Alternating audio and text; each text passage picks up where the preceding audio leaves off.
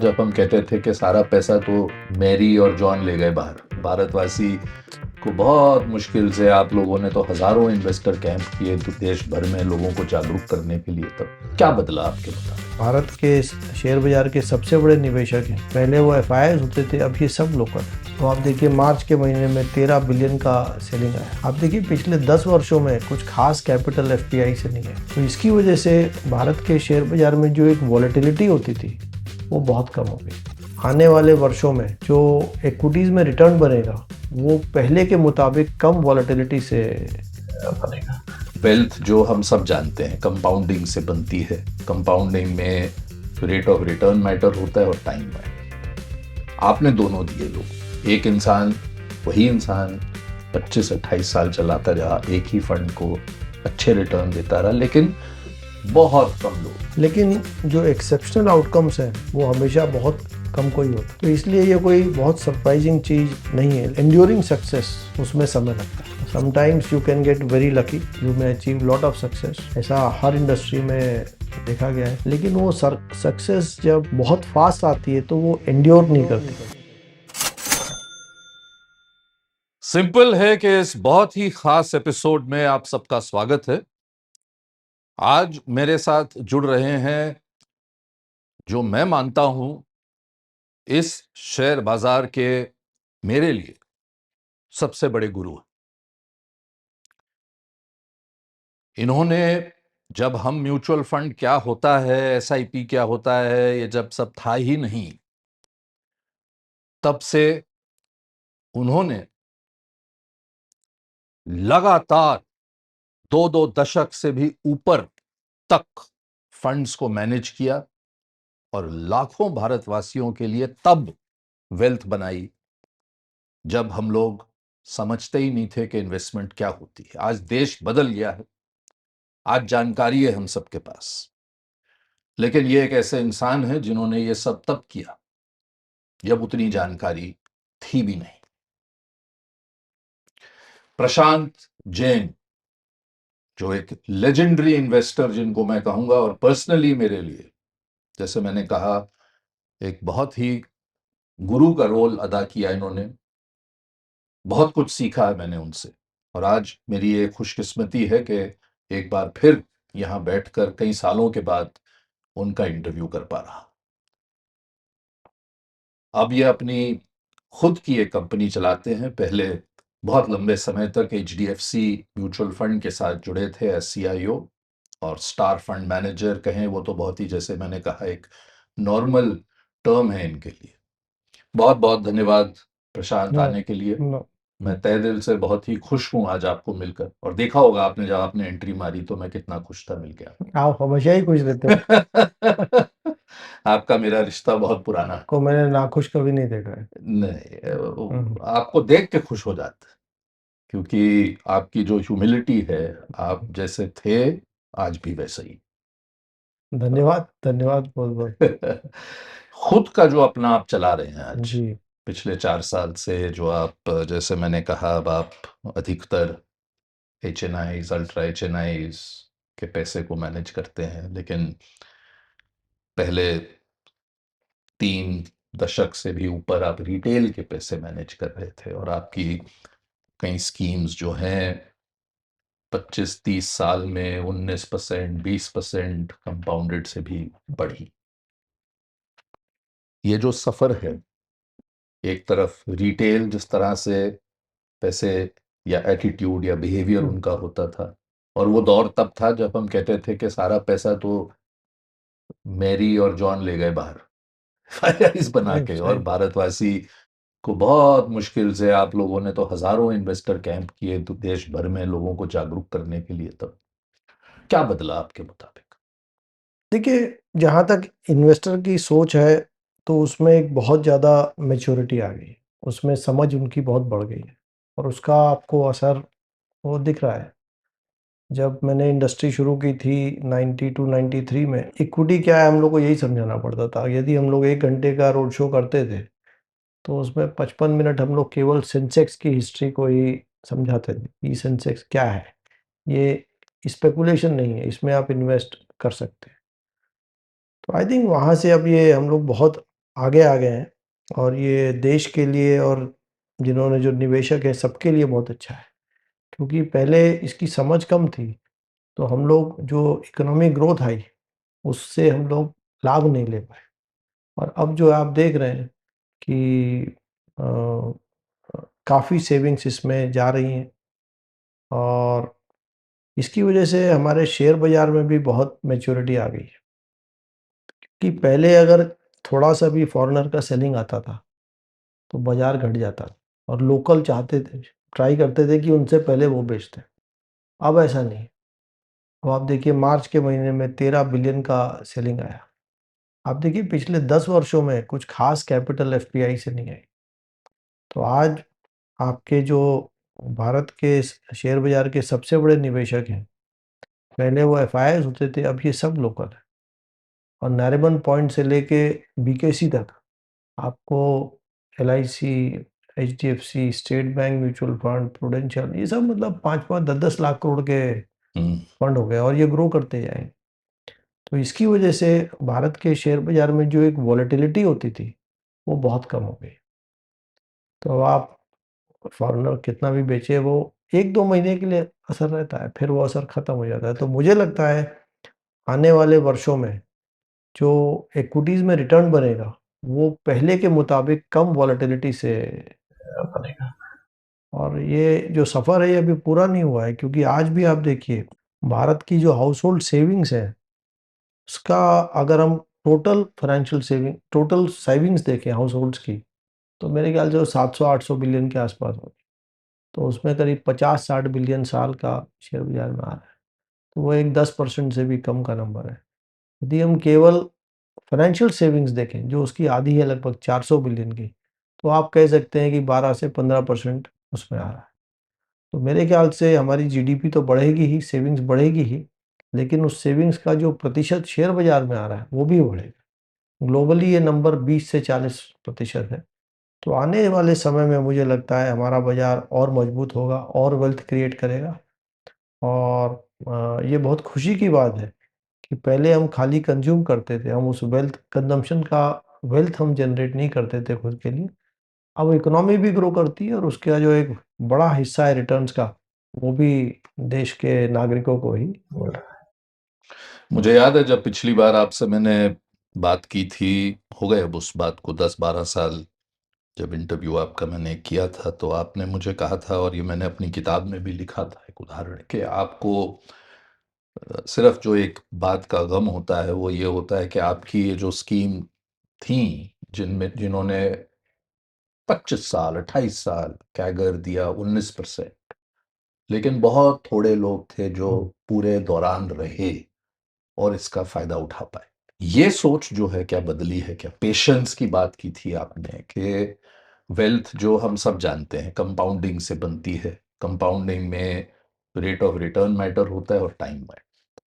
आपने दोनों दिए लोग, एक इंसान, वही इंसान 25-28 साल चलाता रहा एक ही फंड को, अच्छे रिटर्न देता रहा, लेकिन बहुत कम लोग, मुझे एग्जैक्ट नंबर याद नहीं, बट 100 से भी नीचे थे जो आपने कहा था मुझे कि उस पूरे ड्यूरेशन में रहे।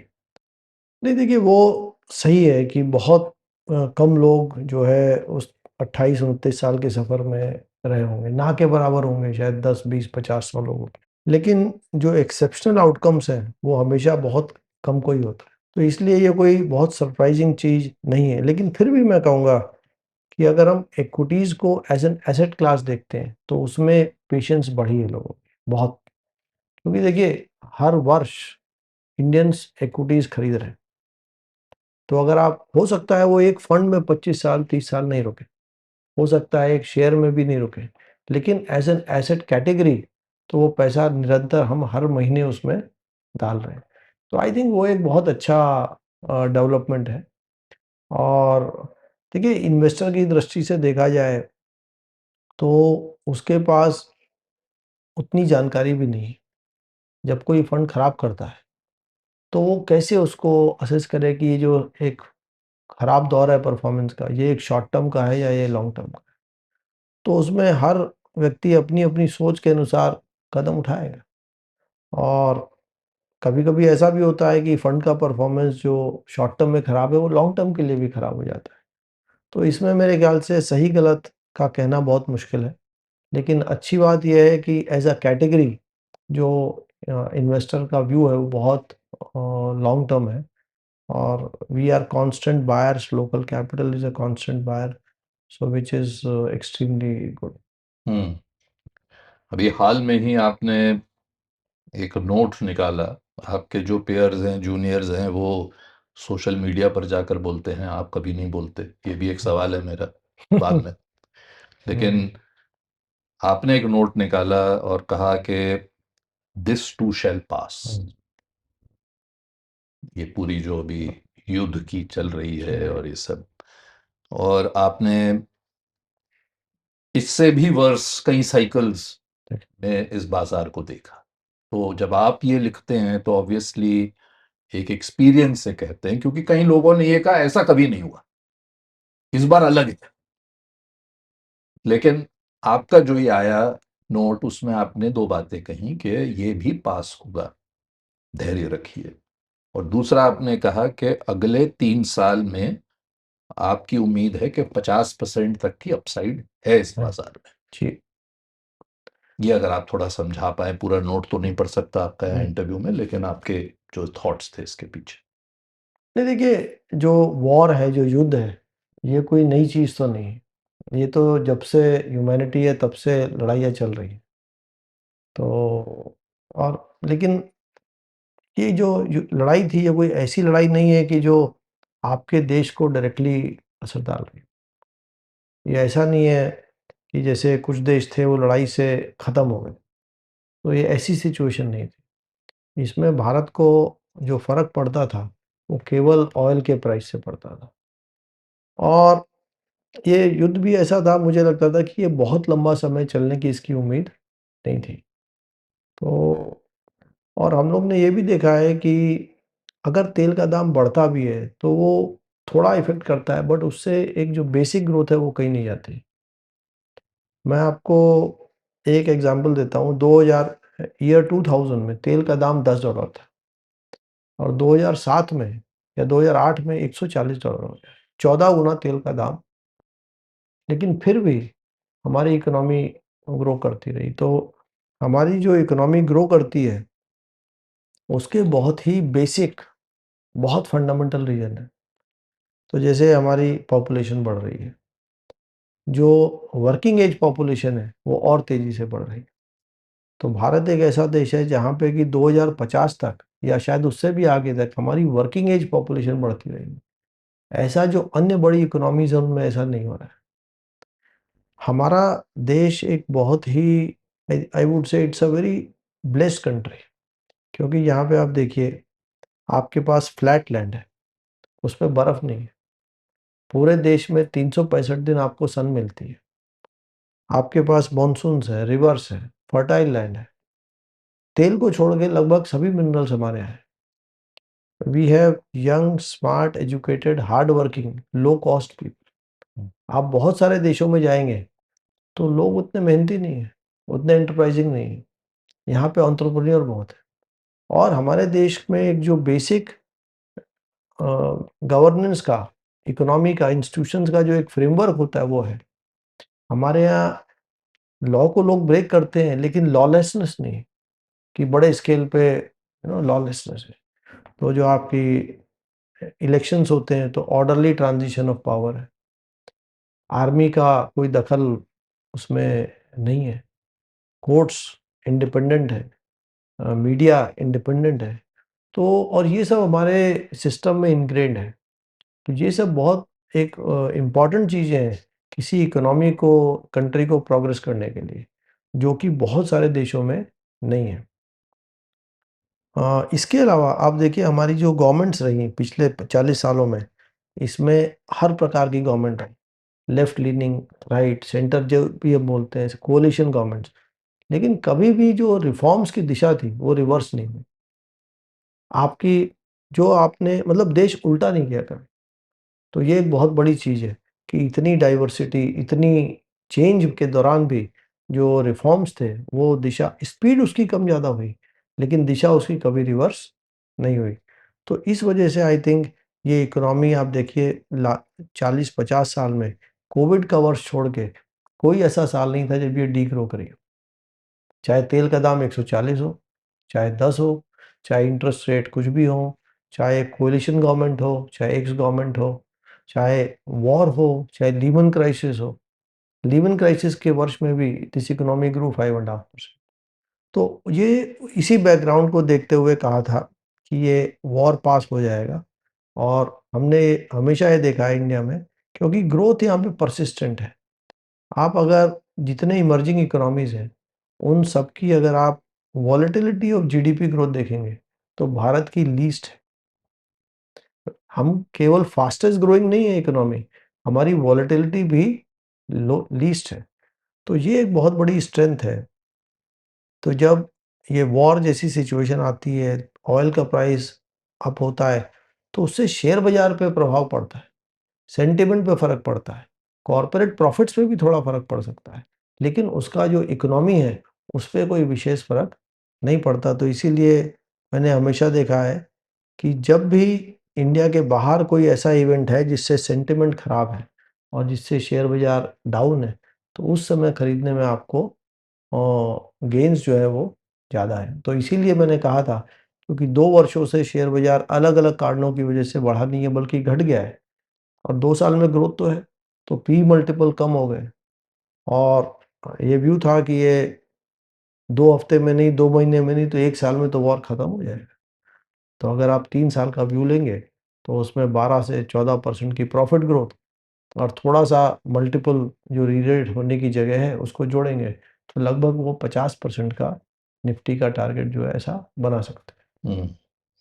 प्रूडेंस, पेशेंस एंड परफॉर्मेंस, ये 3 पी पे मुझे लगा कि प्रशांत प्रशांत प्रशांत करके आपने 3 पी अपनी कंपनी का नाम जी। सुना, लेकिन फिर मैं जब पढ़ रहा था रिसर्च तो ये 3 चीजें आपने कही, परफॉर्मेंस, प्रूडेंस, पेशेंस। और आज आप जो वेल्दी लोग हैं उनके पैसे हैंडल करते हैं, पहले आप जो रिटेल थे उनके करते थे, दोनों में क्या फर्क है, और एटीट्यूड में, बिहेवियर में, और ये 3 नाम की जो अहमियत है, अगर इन पे आप कुछ कह पाए। देखिए, म्यूचुअल फंड में सभी लोग इन्वेस्ट कर सकते हैं। उसका जो एक लाइसेंस की कंडीशन है, तो उसमें आप ₹500 से लेके 500 करोड़ तक कोई कितना भी कर सकता है। लेकिन हम लोग के पास म्यूचुअल फंड का लाइसेंस नहीं है, और एआईएफ में एक लॉ ऐसा है कि उसमें एक मिनिमम थ्रेशोल्ड है, तो उसके ऊपर का ही हम पैसा ले सकते हैं। मैंने देखा है कि कोई आप इसको वेल्दी और या less wealthy, middle class, upper class, इससे आप कोई जनरलाइज नहीं कर सकते। तो हर सेगमेंट में आपको हर प्रकार के लोग मिलेंगे। आपको जो एक छोटा निवेशक है, मिडिल क्लास निवेशक है, उसमें भी बहुत पेशेंस वाले लोग मिल जाएंगे, और उसमें भी आपको बहुत एक्टिव, बहुत रेस्टलेस इन्वेस्टर भी मिलेंगे। और सेम जो है ये जो रिच इन्वेस्टर है उसके लिए भी ये लागू करता है। उसमें भी ऐसे-ऐसे इन्वेस्टर हैं जो 20-20 साल के लिए पैसा देते हैं, और बहुत से ऐसे हैं जो बहुत एक्टिव हैं। तो आई डोंट थिंक इसमें हम कुछ ऐसा जनरलाइज़ कर सकते हैं। अ, जो एक रिच इन्वेस्टर है, अगर वो एक्टिव है तो उसक उसको बहुत सारे लोग मिलते हैं। उसको मतलब 10 लोग, 20 लोग उसको मिलेंगे, उसको सजेशन देंगे कि आप ये खरीदिए, ये खरीदिए, ये खरीदिए। तो कभी-कभी मैंने देखा है कि वो उसके लिए डिसएडवांटेज भी हो जाता है। जो एक नॉर्मल इन्वेस्टर है, सिप कर रहा है, अपना काम कर रहा है, सेल्फ एम्प्लॉयड है या सर्विस है, तो उसने सिप कर दी, इक्विटी में 3 फंड, वो फंड चेंज कर सकते हो, लेकिन वो एसेट क्लास उसकी चलती रहेगी। तो उसकी इन्वेस्टिंग जो है वो सिंपलर है, और जो जिसके पास चॉइस, इन्फॉर्मेशन, नॉलेज, पुश बहुत ज़्यादा है, तो sometimes they go for very complex solutions also. तो कभी वो काम करेगा और कभी वो नहीं करेगा।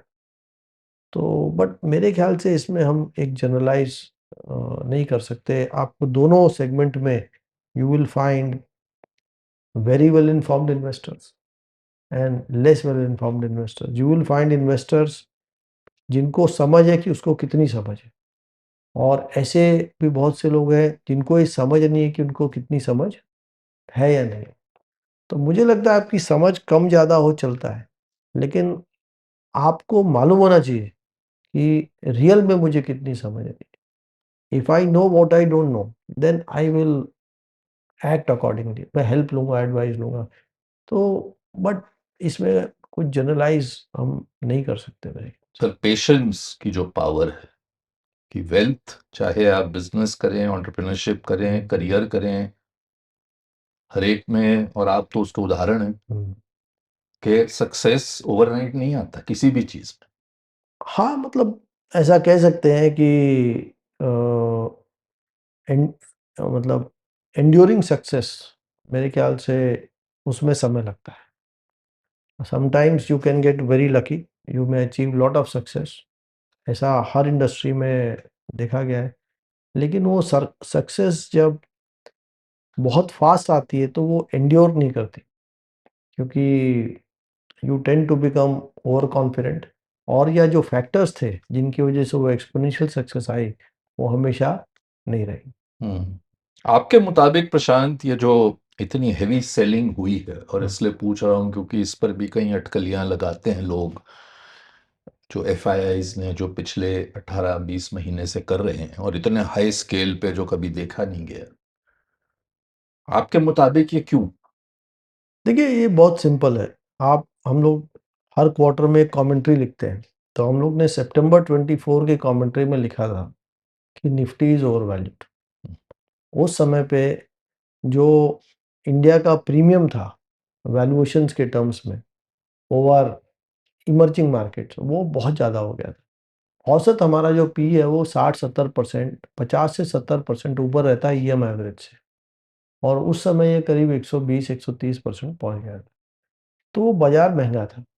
तो उस समय मेरे ख्याल से जो इन्वेस्टर्स अक्रॉस मार्केट्स इन्वेस्ट करते हैं, उनका बेचना एक लॉजिकल चीज़ थी।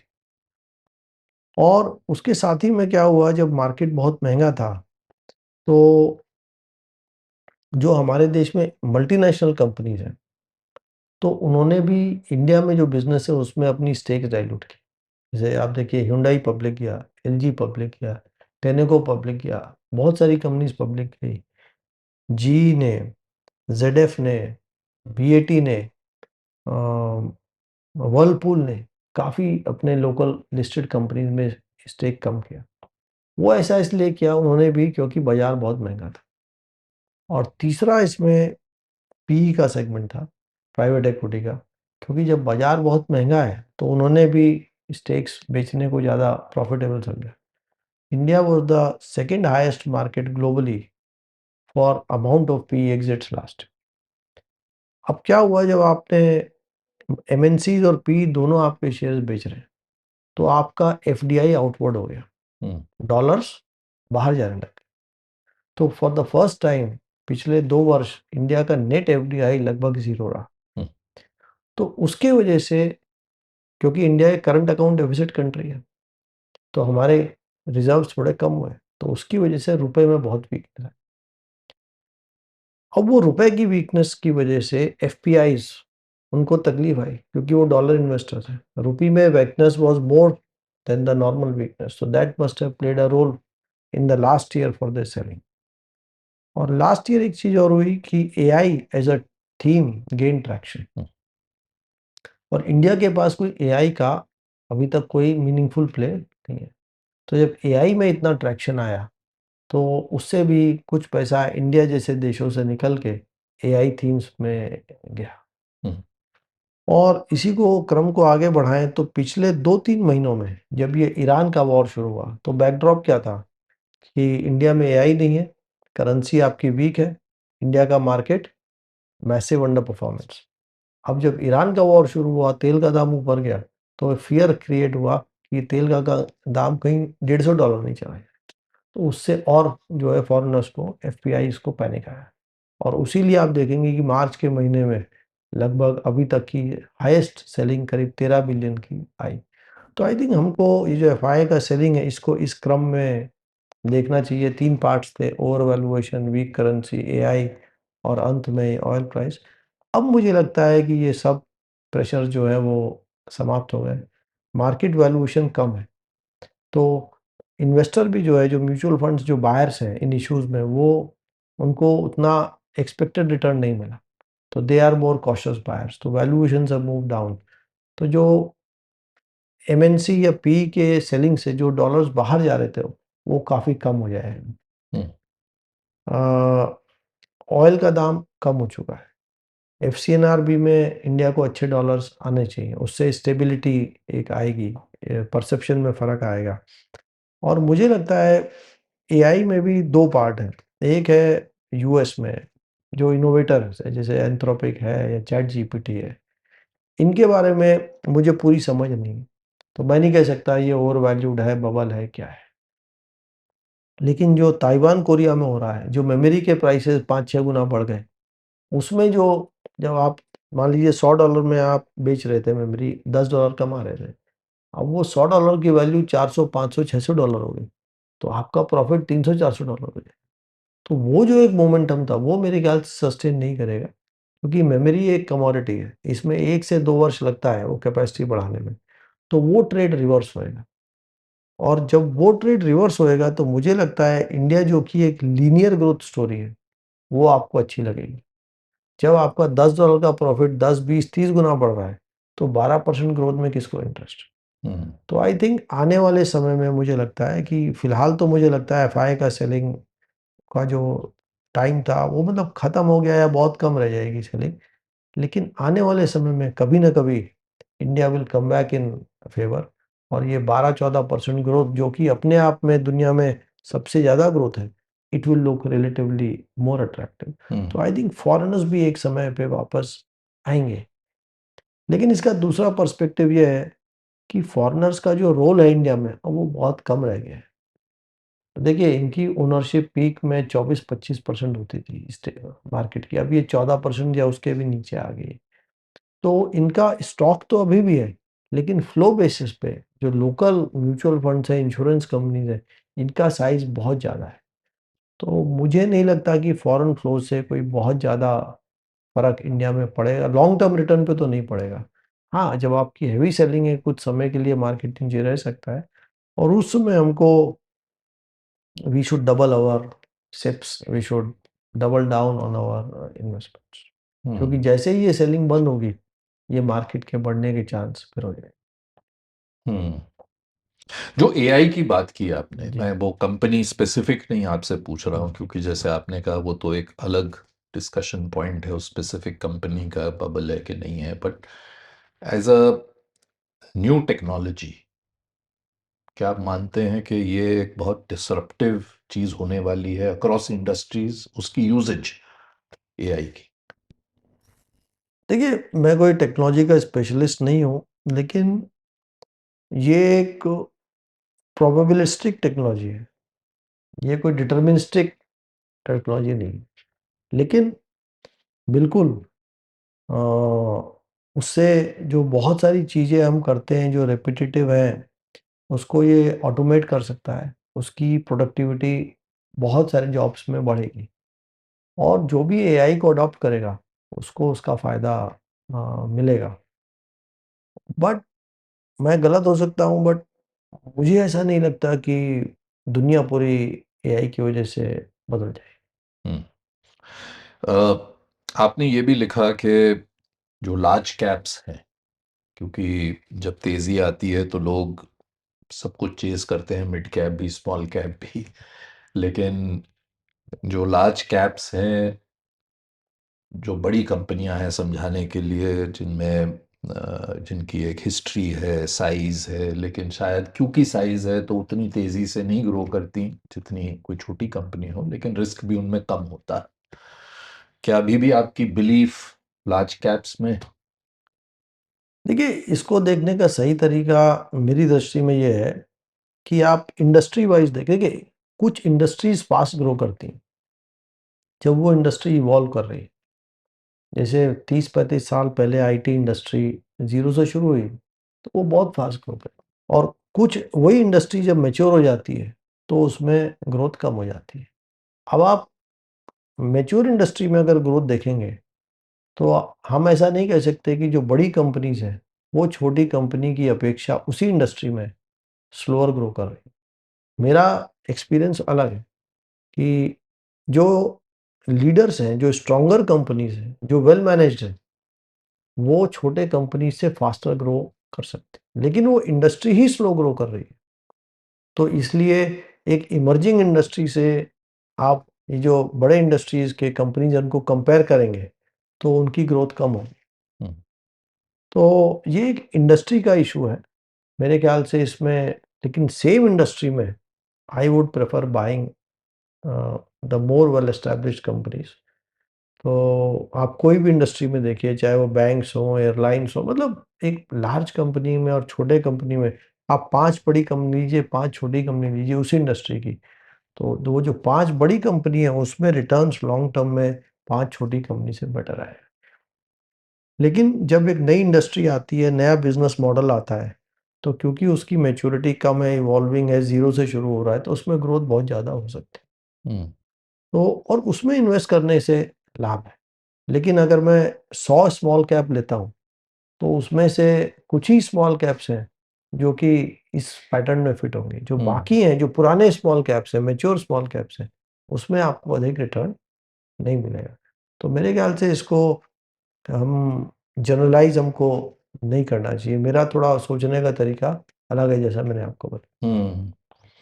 आपने कहीं लिखा कि बैंक्स पर आप अभी भी बुलिश हैं, फ़ार्मा में आप अच्छी ग्रोथ और देखते हैं। अ, टेक पे आपकी क्या राय है? क्योंकि अभी बहुत चर्चा है और काफ़ी गिरावट भी फिर से आई है कि जो हमारे एग्ज़िस्टिंग टेक कंपनीज़ हैं और जैसे आपने कहा हो सकता है कि मैच्योरिटी का जो फ़ेज़ था वो ओवर हो गया। तो कौन से सेक्टर्स हैं जिन पर आप बुलिश हैं, कौन से हैं जहां आपको लगता है कि अब वो ग्रोथ जो थी वो मैच्योर हो गई, अब हमें कुछ नए मॉडल, नए बिजनेस देखने पड़ेंगे, इंडस्ट्रीज? देखिए, इंडिया एक ऐसी कंट्री है कि इसमें जो हमारे यहाँ एक बहुत ही डाइवर्स कंट्री है in terms of all other aspects and income also. तो यहाँ पे हर इंडस्ट्री ग्रो करती है। यहाँ पे एक मॉम एंड पॉप स्टोर भी ग्रो करता है, यहाँ पे ई-कॉमर्स भी ग्रो करती है, यहाँ पे एक रिटेल चेन भी ग्रो करती है। तो यहाँ पे रेल ट्रैफ़िक भी ग्रो करेगा, यहाँ पे एयर ट्रैफ़िक भी ग्रो करेगा। तो मेरे ख़्याल से इसमें ग्रोथ इज़ ऑल अराउंड। जहाँ तक इन्वेस्टिंग की बात है, मुझे लगता है बैंक्स जो हैं, वो बिलो फेयर वैल्यू। तो मुझे लगता है उसमें जो रिटर्न्स एवरेज या निफ्टी से ज़्यादा आना चाहिए। बैंक्स में सेलिंग मैक्सिमम हुई है, क्योंकि ये मोस्ट ओवर ओन्ड सेक्टर था 20 साल तक। हम्म, तो इसमें जो फॉरेन की इतनी सेलिंग आई है, तो it has borne the brunt of that selling. But ऐसा बैंक्स में कोई तकलीफ नहीं है, ग्रोइंग इकोनॉमी है, banks are more technology led, तो प्लेटफॉर्म्स की वैल्यू मेरे ख्याल से अच्छी है, तो वो एक अच्छा सेक्टर है। मुझे इस समय निफ्टी में कोई भी ओवर वैल्यूड सेक्टर नहीं दिखता है। इवन जो कंज्यूमर कंपनीज थी, उनका जो बिजनेस मॉडल है उनमें ग्रोथ कम है, लेकिन उनको हम ये पी जो आसपास है ये रह सकता है, हो सकता है थोड़ा और कम हो जाए, लेकिन कोई मैसिव ओवर वैल्यूएशन कहीं नहीं दिख रहा है।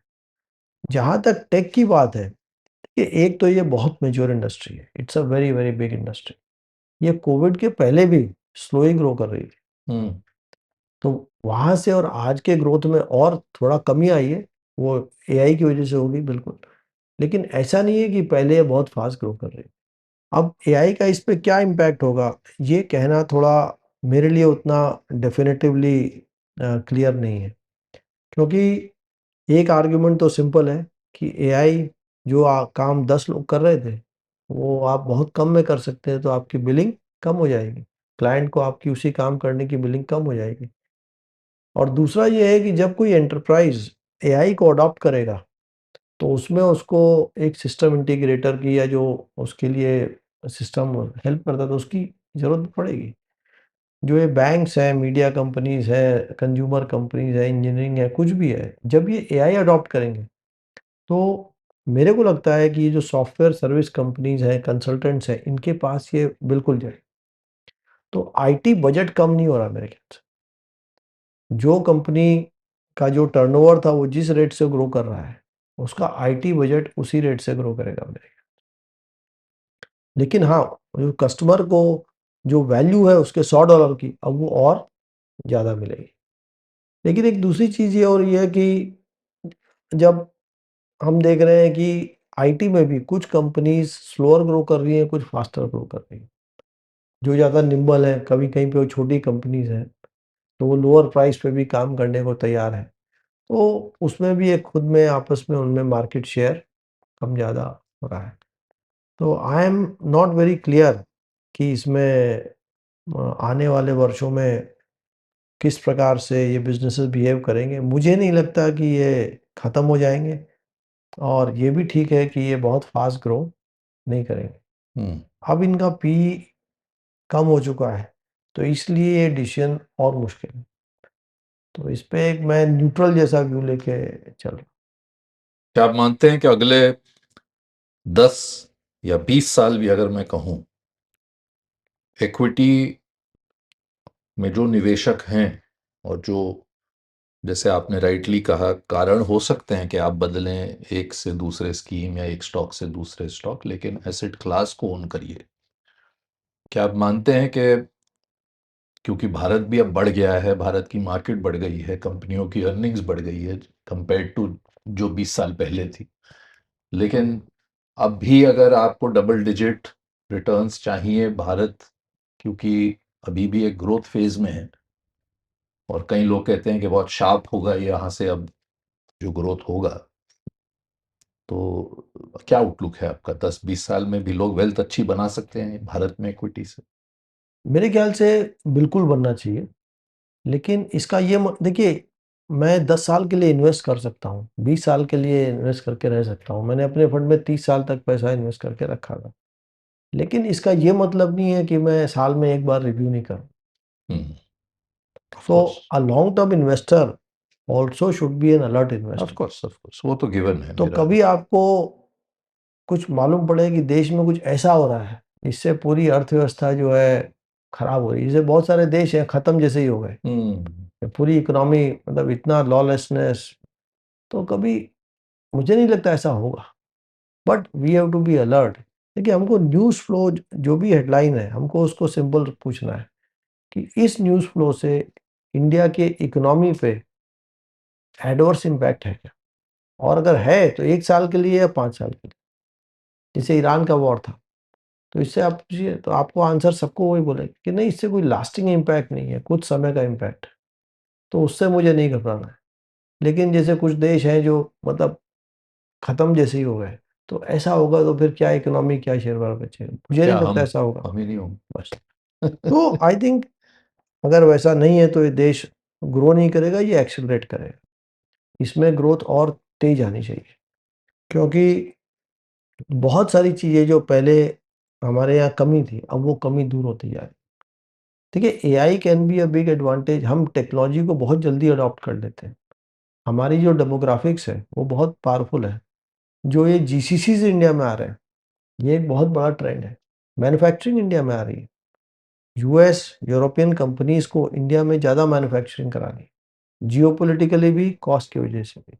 आपकी करेंसी युआन के अगेंस्ट डिप्रिशिएट कर गई है। आपकी कंपैरेटिव पोजीशन इंप्रूव हो गई है। गवर्नमेंट एक बहुत प्रोएक्टिव रोल अदा कर रही है।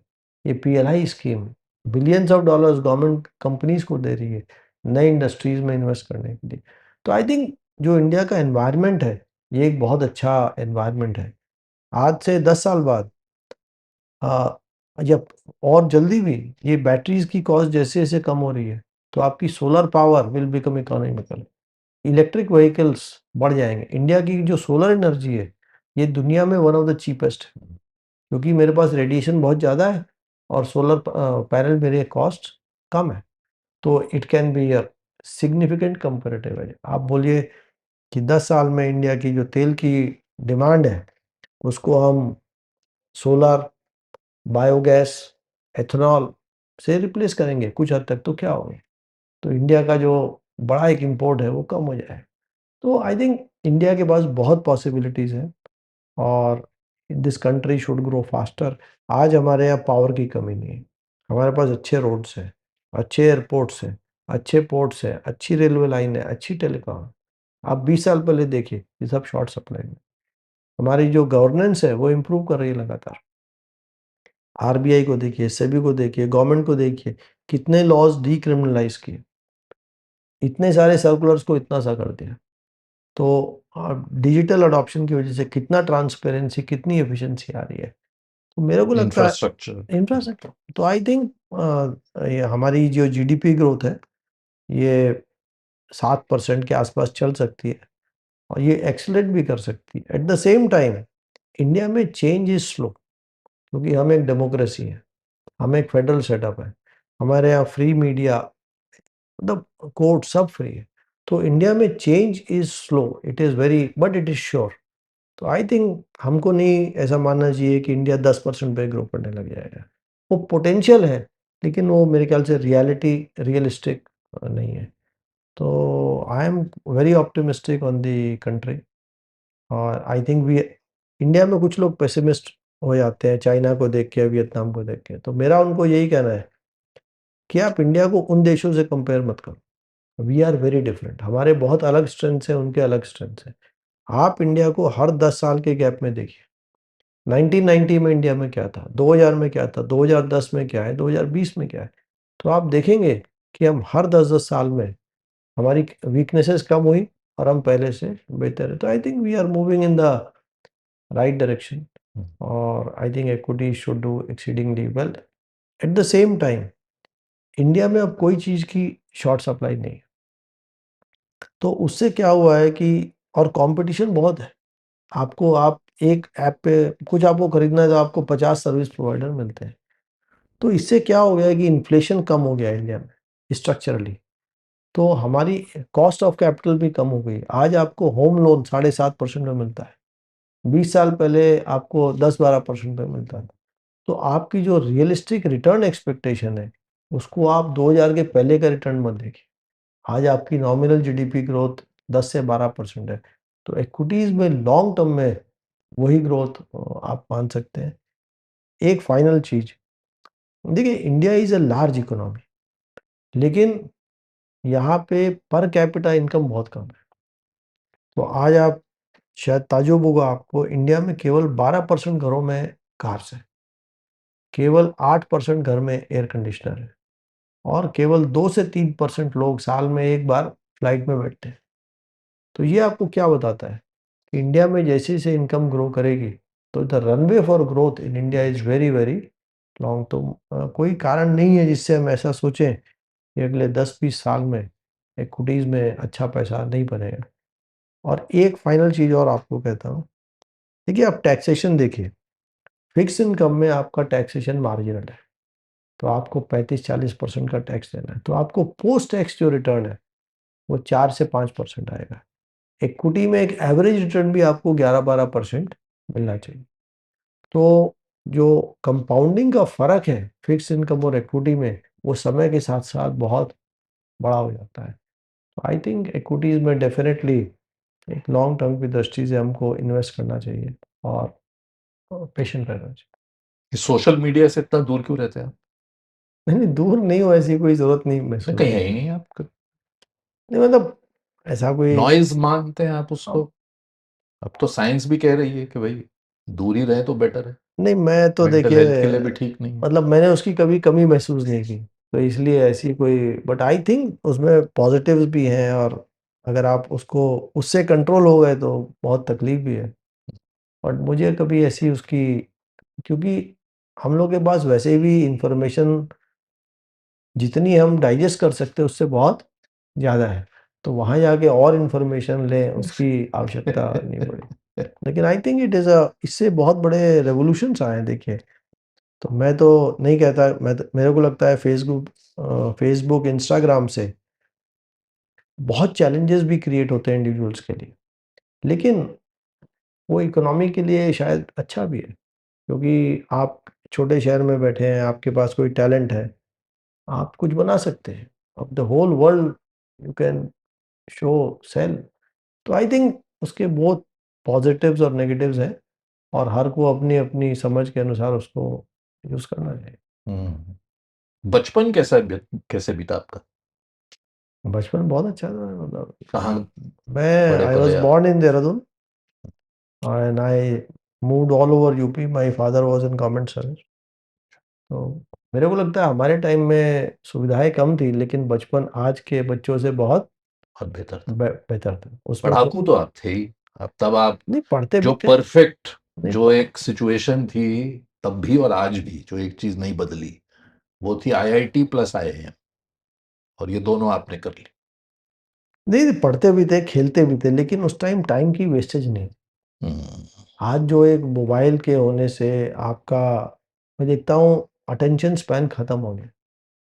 आई डोंट लोग ट्रेन में बैठे हैं, रेस्टोरेंट में बैठे हैं, फ्लाइट में बैठे हैं, कहीं भी बैठे हैं, mobile, movie, social media, reels, ये अनप्रोडक्टिव।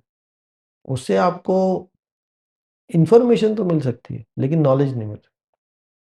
वो इंफॉर्मेशन दुनिया में कहाँ क्या हो रहा है, किसने क्या पहना, मैं मतलब मेरे लिए उसका रेलेवेंस क्या है? तो I don't see anyone reading newspapers, I don't see anyone reading very books. Few people तो आई बुक्स। थिंक वो एक इसका बहुत नेगेटिव साइड है, क्योंकि इससे आपकी अब इनसिक्योरिटीज़ तो बढ़ गई हैं खेल भी लोग खेल रहे हैं ऑनलाइन। ऑनलाइन। तो फिजिकल एक्टिविटी कम हो गई है, तो I think it has created lot of problems and few benefits, so we should use it very judiciously. ये जो ह्यूमिलिटी है आप में, ये कहाँ से नहीं, आती है? ह्यूमिलिटी नहीं है। बहुत ह्यूमिलिटी नहीं, है। नहीं, नहीं, ह्यूमिलिटी नहीं है। देखिए, मैं आपको बहुत सालों से नहीं, जानता हूँ। नहीं, तो नहीं, आपने पढ़ाई लिखाई की, आपने एक नौकरी की, नौकरी में आप बढ़े, सक्सेस मिला, फिर आपकी जो कंपनी थी वो लिस्ट हुई, आपको ईसॉप के, और ये सब मैं जो पब्लिक डोमेन नहीं, में नहीं, वही कह ठीक रहा है, हूँ, ठीक है, ठीक है। कुछ प्राइवेट नहीं। नहीं, आपने नहीं, मुझे कहा कि नहीं, बहुत आंकड़े आए कि क्या आपकी नेटवर्थ है, और मैं कहना नहीं चाहता, लेकिन भगवान की दया से आपको बहुत पैसे भी मिले, लेकिन जैसे आप थे 30 साल पहले, वैसे ही हैं। नहीं, तो तो ये देखिए। ह्यूमिलिटी क्या माँ बाप से आई अपने? क्योंकि मैंने तो, देखिए, पत्रकार लोग हम सबसे मिलते हैं। कई लोग जब सक्सेसफुल हो जाते हैं तो जाहिर है कि चेंज आ जाता है। आप में मैंने कभी ऐसा चेंज ही नहीं, नहीं देखा। देखिए, इसका कारण बड़ा सिंपल है। ये मैंने अपने पेरेंट्स से देखा, और मैंने अपने जैन धर्म को सही तरीके से समझा है। तो ये थोड़ा एक अलग विषय है, लेकिन जैन धर्म में 12 भावनाएं होती हैं। तो उसमें पहली भावना है अनित्य भावना। अनित्य भावना मतलब कि कुछ भी परमानेंट नहीं है, हम्म, और ये तो आप और मैं रोज देख रहे हैं। तो दूसरी उसमें भावना है अशरण भावना, कि कोई आपको कुछ दे नहीं सकता, आपका कुछ बिगाड़ भी नहीं सकता है। जो आपको मिलेगा वो आपके अपने पुराने और इस जीवन के कर्मों से मिलेगा। तो आई थिंक थोड़ा सा आप अगर जो है, हम लोग रिलीजन को सही तरीके से नहीं समझ पा रहे। इट हैज़ बिकम वेरी, क्या बोलना चाहिए उसको, मतलब एक्टिविटी लेड हो गया। हम्म, उसको मिसअंडरस्टैंडिंग है कि आप ऐसा करो ऐसा होगा। It has become a transaction. Yeah, तो I think if we understand a bit about life, a bit about what our forefathers have written, तो हमारे पास ऐसा, मतलब I am amazed when I read the old literature, कि इन लोग के पास कोई मशीन नहीं थी, कोई माइक्रोस्कोप नहीं था, कुछ फिर भी कुछ भी इतनी नहीं था, विजडम थी। लेकिन मतलब ऐसा लिखा है कि उसमें यू फील हम्बल्ड कि यार हम लोग तो कुछ है ही नहीं इनके सामने। तो I think we should go back a little bit and read about our culture, read अब right religion को हमको पढ़ना चाहिए। तो उसको आप पढ़ेंगे तो आई डोंट थिंक फिर मतलब एरोगेंस का कोई प्रश्न ही नहीं उठता है ना। तो आए उसे मैं नॉर्मल हूँ, दूसरे को आप कह सकते हो एरोगेंट हो, मैं नहीं कहूँगा मैं हम्बल हूँ, मैं ऐसे ही होना चाहिए। What- पैसे की क्या अहमियत है आपकी जिंदगी में? देखिए, मिस्टर बफेट ने एक अच्छी चीज कही, who is rich, someone who has more money than what he needs. Hmm, तो आप कम पैसे में भी रिच हो सकते हैं, और ज़्यादा पैसे में भी आप गरीब हो सकते हैं। तो my needs are very limited, my life style has not change because I am happy. मेरे को मतलब किसी और के लिए नहीं जीना है, मेरे पास बड़ा घर हो, बड़ी गाड़ी हो, आई डोंट नीड। तो आई थिंक पैसा इज़ इम्पोर्टेंट। देखिए, उसकी आप रोल को नज़रअंदाज नहीं कर सकते। For leading a basic life, education, basic comfort, health, emergencies, money is very important. मैं देखता हूँ बहुत सारे families they suffer deeply for lack of money. But money beyond a limit, it can, you can accumulate wealth, but it does not improve your quality of life. So I think there is a difference between prosperity and happiness. So societies have generally become more prosperous, but I am quite convinced they have not become happier, because the insecurities, the desires have increased. People are competing with each other. I don't feel like traveling abroad, simple. मेरे को need ही नहीं लगती है। But there are people who would want to go abroad every now and then, और maybe a social media, Instagram or whatever. So I think money is important, but without money it is very difficult to be happy without a basic level of money. But more money I don't think will lead to more happiness. तो अपने needs को अगर आप वाकई need समझकर उसे काबू में रखें तो यू आर फाइन। Absolutely. और मेहनत करिए, अच्छी तरह से प्रगति तो हो ही रही है देश में, जैसे आपने Hey, कहा। everyone's quality of standard has improved. Yeah. Today in India, the blue collared salaries have converged upwards with white collar salaries. Yeah, absolutely. So it is a great time for celebration. Absolutely. If a gym trainer, if a masseur, if a carpenter, plumber, if they are earning as much as starting salaries in white collar, it is a great thing for the country. Absolutely. तो मैं यही कहता हूँ, लोग कहते हैं ये AI आ जाएगा, IT की जॉब्स कम हो जाएंगे। मैं कहता हूँ भाई, कितने जॉब्स हैं? 7 मिलियन जॉब्स, 70 लाख जॉब है, उसको आप 50-60 लाख कर दो, तो 150 करोड़ की आबादी वाले देश में कोई फर्क नहीं पड़ता है। But my blue collar fellow citizen are earning as much as white collar, so where is the challenge? तो आई थिंक आप देखिए, इंडिया में demand conditions are very strong, despite oil, despite whatever, Iran जो भी है, but कहीं पे कोई आपको तकलीफ नहीं। तो I think India is doing extremely well, and salaries, a crane driver is earning 1 lakh rupees. A truck driver is earning 60,000 rupees. So it's a great thing for the country. I think we need to bring in some dignity of labor. Yes. We need to understand things the right way. कि जरूरी नहीं है कि someone sitting in an office is better than Yes. someone fixing your tap. I think once that comes, I think there will be greater happiness, even in a sense of dignity. And there, I think media, celebrities, everyone can play a role. मन तो करता है 1 घंटा और बात करूं, लेकिन आपकी भी वो है कमिटमेंट्स। लेकिन थैंक यू वेरी मच प्रशांत, एक बार फिर आने के लिए, बात करने के लिए, और हमेशा अच्छी विजडम शेयर करने के लिए। Pleasure. Thank you.